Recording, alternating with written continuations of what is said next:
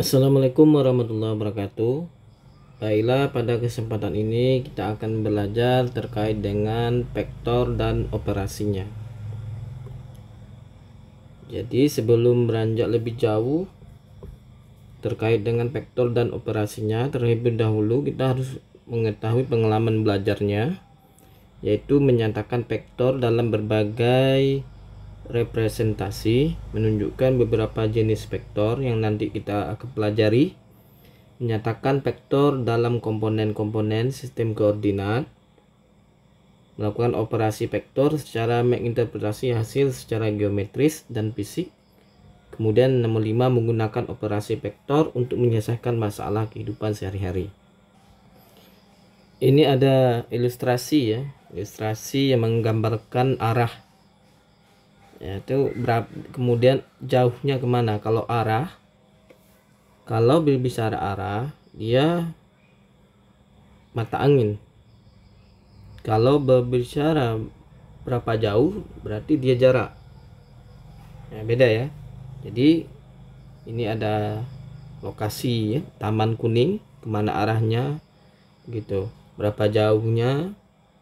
Nah, jadi di bawahnya ada juga arah masjid ya, Masjid Gede, Gedung Agung.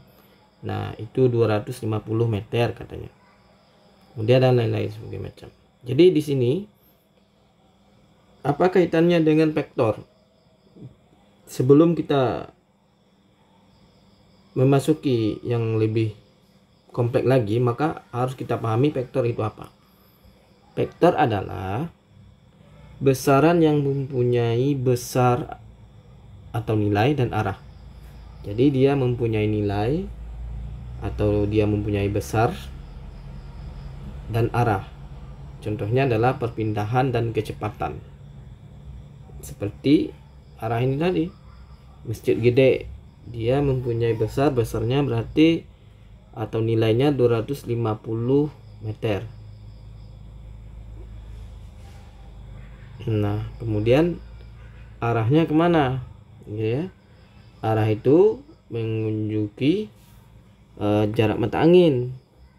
Ada dikitakan timur laut, barat laut, utara, selatan, timur, barat, begitu. Barat daya, tenggara. Nah, ini arahnya ke situ. Seperti contoh ini. Ada di sini ada timur. Ya. Ini timur gitu ya. Timur laut, utara, barat laut, barat daya, tenggara, kemudian selatan di bawah.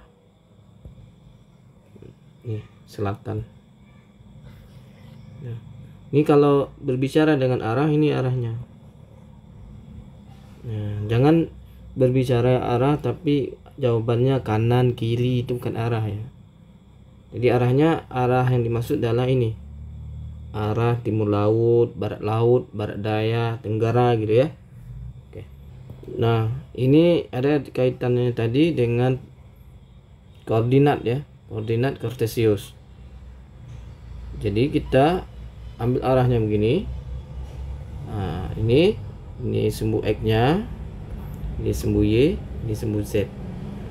Jadi arah kartesius nanti digambarkan seperti ini. Kita akan belajar bagaimana cara menggambarnya. Kemudian di sini ayo bereksplorasi terkait terminologi, notasi dan jenis vektor. Terminologi itu berasal daripada kata-kata termino ya. Jadi artinya ini adalah istilahnya yang dipakai apa? Yang lambang dari vektor. Apa namanya? Definisi vektor itu apa? Definisi gitu ya.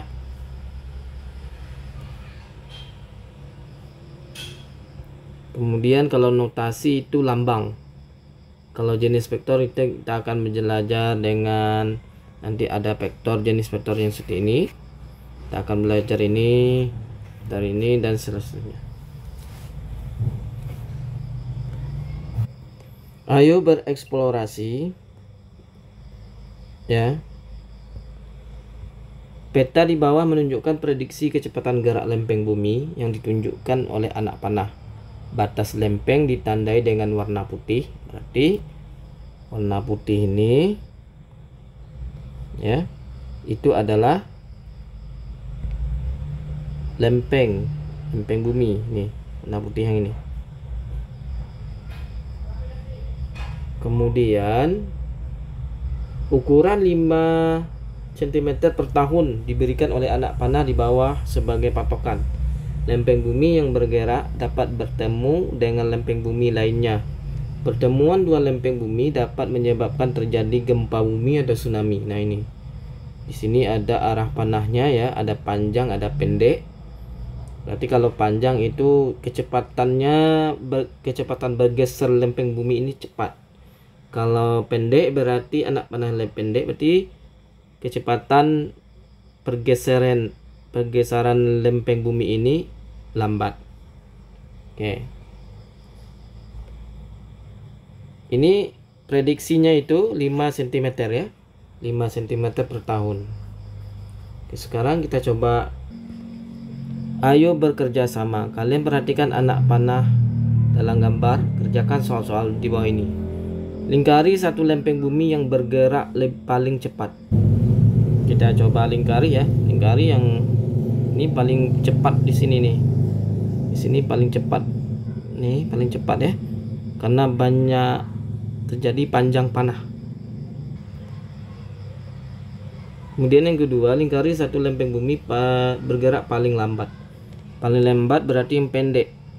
Jadi kita jumpai di sini yang pendek. Ini pendek nih. Ini sudah pendek. Nah, ini kita sudah coba lingkari ya. Nomor 3, apakah ada dua anak panah yang arahnya saling berlawanan? Kita lihat. Saling berlawanan. Ya. Ini ya. Ada dua anak panah yang saling berlawanan ini.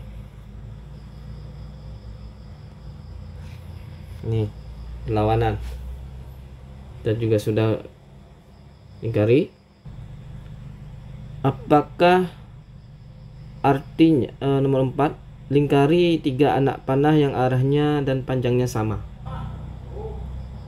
Kita ambil 3 anak panah yang panjangnya sama ya, ini ya. Nah, ini. Kemudian selanjutnya, apakah artinya jika 2 anak panah mempunyai arah dan panjang yang sama? Anak panah yang mempunyai arah dan berlawanan dengan arah yang sama, panjang yang sama dan berlawanan, itu akan mengakibatkan gempa bumi, pergeseran lempeng bumi. Maka ini akan terjadi tsunami dan gempa bumi. Nomor 6, pilih 3 anak panah pada lempeng-lempeng yang dilalui Indonesia. Namakan anak panah pertama, kedua, dan ketiga.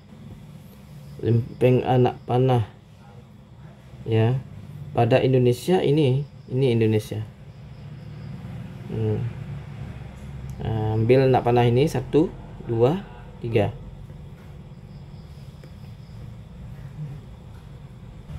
Kemudian gunakan penggaris dan busur untuk menentukan panjang dan arah. Ambil, nanti dipakai busur, tentukan panjangnya dan arahnya berapa. Nanti diisi dalam tabel berikut.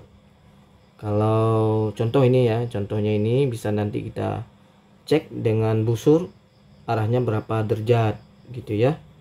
Ya, kemudian panjangnya berapa nanti bisa dicari dengan penggaris dan busur. Kemudian misalnya nanti ada panjangnya itu, panjang panahnya begini. Berarti nanti di sini A, seperti contoh ini, sini B. Tentukan nih arahnya kemana nih, berapa panjang, apakah barat laut atau timur laut ya, atau utara atau selatan atau timur atau barat.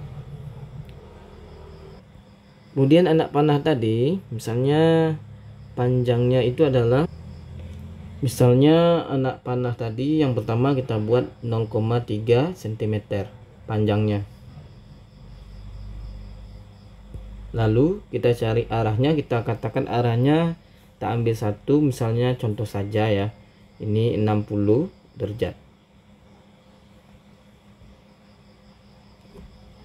Lalu caranya bagaimana? perbandingan panjang berarti 0,3 dibagi dengan 60 derajat itu dibagi menjadi 0,6 bagi 100. Jadi ini bisa kita bagi perbandingannya itu setengah, 1:2. Lalu kecepatan ini caranya adalah setengah tadi kita kali dengan 5 cm. Kenapa cm ini adalah patokan daripada arah yang pertama tadi, yang daripada tabel peta. Di ini dapat kita cari 5 bagi 2 berarti 2,5 cm. Berarti kecepatannya 2,5, kecepatan gerak 2,5 cm per tahun, gitu ya. Misalnya yang kedua, katakan di sini 45 derajat, panjangnya itu nanti kalian hitung sendiri berapa ya. Misalnya kita buat 1,2 cm. Jadi 1,2 dibagi dengan 1,2 ini dibagi dengan 0,6. 0,6 berasal dari mana? Sama seperti yang di atas, yaitu patokan awal yang di sini. Di sini tadi ada yaitu 0,6. Ini 0,6 ini. Karena dia 5 year mempunyai panjang 0,6 cm ya. Ini maka menjadi kalau dibagi itu 2 per 1 ya. Sama-sama dikali 10. 12 nanti bagi 6 kan 2 per 1. Jadi kalau kecepatan geraknya adalah 2 per 1 dikali 5, maka dia menjadi 10 cm per tahun. Gitu. Nomor 3-nya kalian cari sendiri. Jadi ini kecepatan geraknya ya. Oke, sudah cukup ya. Untuk ketiga kalian hitung sendiri dan derajatnya pakai busu saja. Nah, nanti panjangnya berapa, cari perbandingannya, tetap dibagi dengan 0,6 sesuai dengan yang sudah. Oke, demikian, semoga ada manfaatnya. Assalamualaikum warahmatullahi wabarakatuh.